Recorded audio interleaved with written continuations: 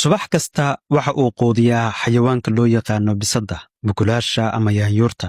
Waxa uu la noqday saaxiib dhow. Dadka waa ay ka yaqaanaan.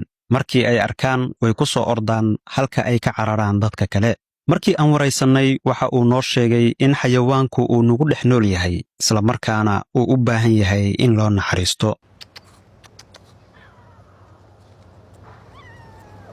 maalin kasta saan u siiyaa mukulaalayaashan every time soo quudaya xayawaan waa nagu nool yihiin ma fahmi tan ilmo aad u ahaaya laba ilmo yar